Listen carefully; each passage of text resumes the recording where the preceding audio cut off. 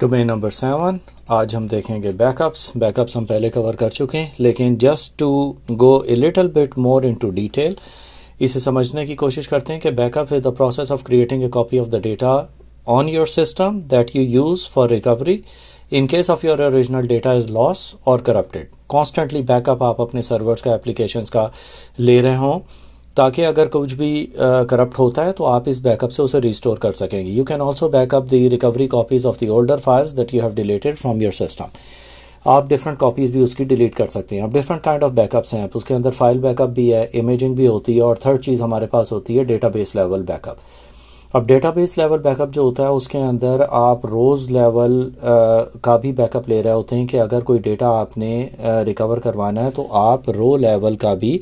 Data restore करवा सकते हैं, जो कि काफ़ी डिटेल्ड होता है। अब उसके अंदर दूसरा एक और जो हमने बैकअप किया कि जो हमने फ़ाइल बैकअप किया कि हम इंडिविजुअल फाइल्स कंप्यूटर के ऊपर फाइल्स डिफरेंट उनका बैकअप ले रहे होते हैं। और इमेज होता है जब हम कंप्लीट इमेज एक कंप्यूटर का क्रिएट करते हैं कि उसके अंदर जितने भी ऑपरेटिंग सिस्टम और एप्लीकेशन सारी इंस्टॉल्ड हैं वो सारी उसका आप एक बैकअप क्रिएट कर लेते हैं ताकि कभी भी आपको ज़रूरत हो तो आप उसे डायरेक्टली रिस्टोर कर सकें।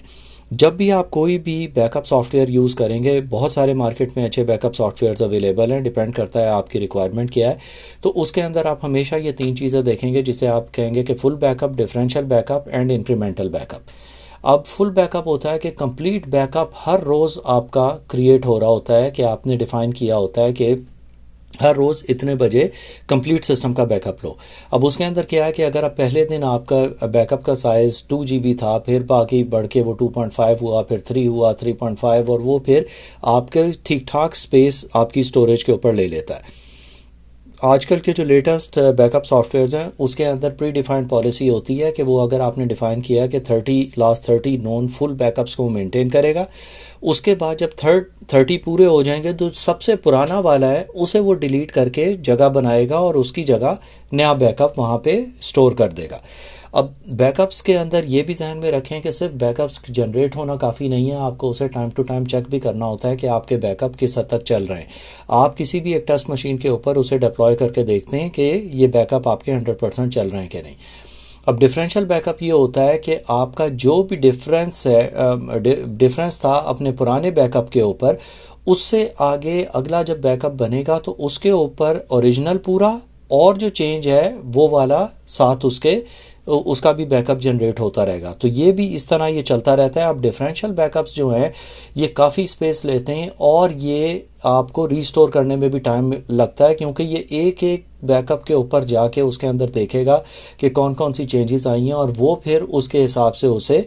आपके बैकअप को रीस्टोर करेगा। इंक्रीमेंटल बैकअप जो है ये सबसे कम स्पेस लेता है, क्योंकि उसने एक मेजर बैकअप बना लिया है, उसके बाद जो भी इंक्रीमेंट हो रही है वो सिर्फ वो इंक्रीमेंट का एक का बैकअप ले रहा है और बाकी उसे पुरानी चेन पीछे की पूरी चाहिए होती है।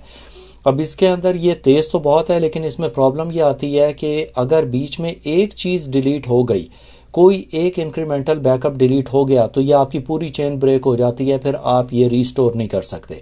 तो इसीलिए ये स्पेस भी बहुत लेता है और लेकिन इसे रीस्टोर करना फास्ट होता है।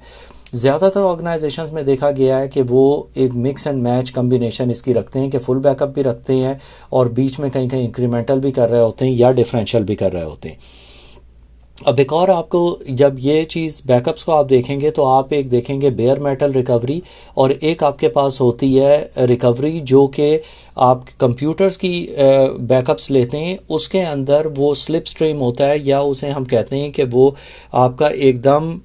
बैकअप ऐसा क्रिएट करता है कि उसके अंदर आपके ड्राइवर्स इंक्लूडेड नहीं होते हैं। अब उसके अंदर फ़ायदा क्या होता है कि आप उस बैकअप को, जैसे आप एक कंप्यूटर का आपने बैकअप लिया, वो HP का कंप्यूटर है, अगर आपके पास एक और कोई नया कंप्यूटर आप लेके आए हैं उसके ऊपर आपने सेम इमेज डिप्लॉय करना है तो इन डिफरेंट हार्डवेयर के ऊपर भी वही बैकअप डिप्लॉय हो जाता है। अगर किसी सॉफ्टवेयर के अंदर इन डिफरेंट बैकअप की ऑप्शन नहीं होती है तो आपको सिर्फ वो बैकअप उसी सेम ब्रांड और उसी मॉडल के ऊपर डिप्लॉय कर सकते हैं, किसी और मॉडल के ऊपर नहीं होगा। तो इन डिफरेंट हार्डवेयर का हमें फ़ायदा ये होता है कि रिगार्डलेस हमारे पास कौन सी मशीन है, अगर हमने एक दफ़ा बैकअप क्रिएट कर लिया है तो वो इन डिफरेंट हार्डवेयर के ऊपर भी वो वाला बैकअप रिस्टोर हो सकता है।